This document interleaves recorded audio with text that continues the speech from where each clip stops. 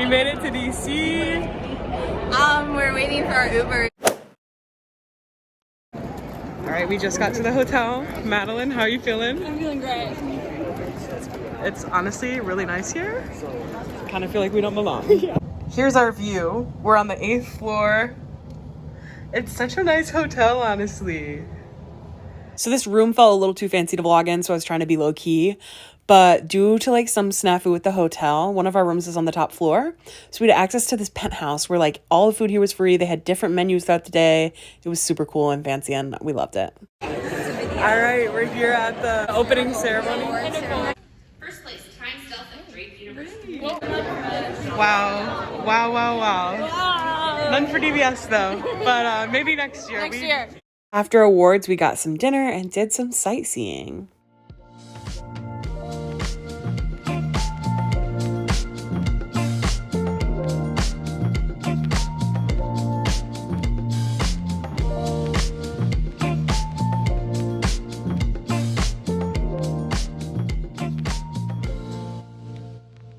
We're going to get registered for the event. Get our name tags. Hopefully all goes well.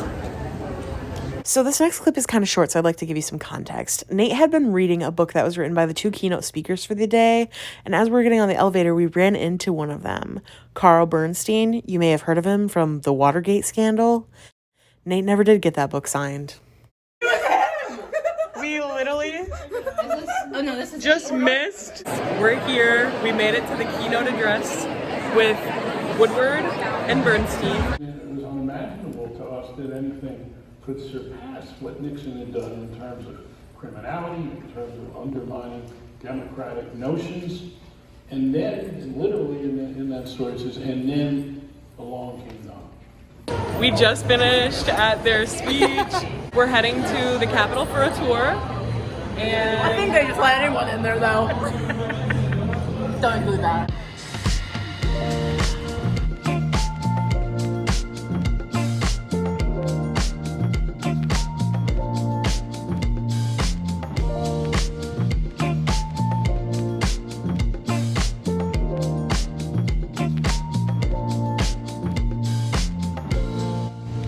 where are we, Madeline? I don't know. Hold on. You don't know? We are outside of the Supreme Court, I believe. Yep. Don't quote me on that.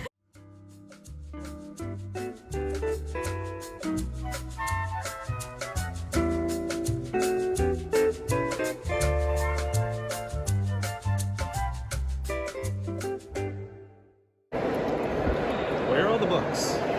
That's what Annie said. I've seen like 8. What would you guys do if I got shot? We're here at Marty Martin's place and really looking forward to seeing your wine and cheese this spring. I'll see you there, Marty. We just finished a session on podcasting, but now we're really prepared for starting a podcast for DVS. So it's our last day in DC and we're all really sad right now. Just got some Starbucks and I'm heading to wait outside the keynote speakers for today with Madeline because we've got Bill Whitaker who's gonna be there, another newscaster that I had heard of, and then John Quinones, who we are really looking forward to seeing, hoping to get a photo with him. John Quinones, we're here for you. I'm Cookie, it's John Quinones, you're my biggest fan in Chicago. From my almost 4 decades in journalism, I have come to see the commotion of American life as being kind of like jazz. All our different strains and sounds, our histories, our dreams, playing with and off each other. Everybody improvising, doing their own thing. But there always seemed to be a unifying rhythm, a structure, a purpose to the clamor. But lately, we are discordant. We're off our rhythm. I was a kid during the Civil Rights Movement. I've lived through Vietnam, Watergate, hanging Chads, 9/11, Afghanistan, Iraq, financial collapse, you name it. But I don't remember another time quite like this. You know, the presidents of countries, politicians, the presidents of corporations, Whenever they want to get their message out, they can issue a press release, right? They can gather the press anytime they want. Don't worry, he said, so much about talking to the movers and shakers of the world. Instead, concentrate on talking to the moved and the shaken. I got a job in Chicago as a local TV reporter at the CBS station, Bill. I convinced my news director to let me go undercover and go to Mexico and pose as a Mexican citizen trying to get into the US, right? I told all my friends, I'm gonna go undercover. I'm gonna pose as a Mexican. They said, it's not gonna take a lot of acting, John. You know you are Mexican. Yeah. No, I dressed down, I spoke only Spanish, and I found a coyote, a smuggler, who for $300, today the going rate is $20,000. But I found a coyote back then for $300. He says, okay. He thought I was just another immigrant, right? He goes, okay, tonight meet me on the banks of the Rio Grande. He puts you on this inner tube, honest to God, and I floated across the Rio Grande, all captured on hidden camera. And I didn't stop there.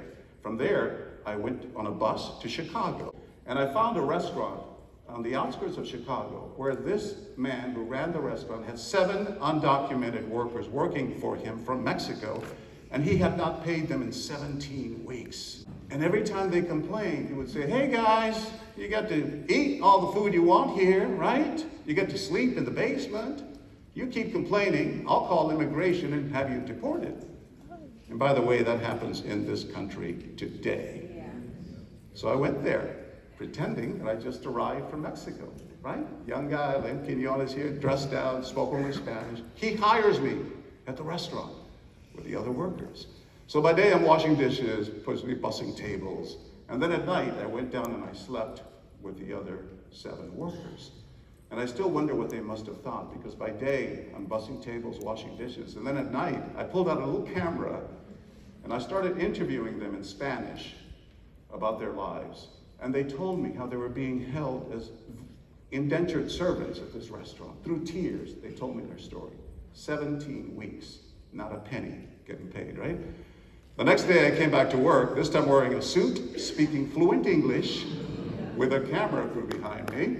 And I remember we had to chase the owner of the restaurant through the parking lot because he didn't want to talk to me about what he was doing to those workers. But the day after my story aired on CBS in Chicago, my crossing the river on an inner tube, me working at the restaurant, the day after it aired, the US government moved in, shut down the restaurant, arrested the owner, and got the Mexican workers the money they were owed and temporary visas to remain here. And I knew then that those were the kinds of stories that, particularly as a Latino reporter, I could tell better than anyone. That story got my first Emmy Award. Guys, We just met John Kenyon. we are starstruck right now. I cried in the bathroom after. Wonderful speaker, wonderful story. I had no idea, like, his personal life history, wonderful speech prepared, and very inspiring story, wouldn't you say, Madeline? Yeah, it's very inspiring. Oh my god, it does.